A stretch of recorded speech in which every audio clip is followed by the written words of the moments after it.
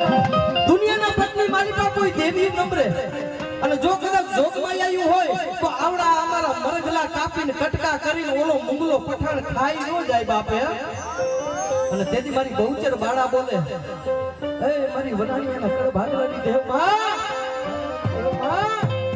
દુનિયાના પત્ની માલિકા મારી બહુચર બોલે એ કાનિયા નામના મરગલા શું રંગણ માંડ્યું છે બાપે રંગણ માંડ્યું છે બાપે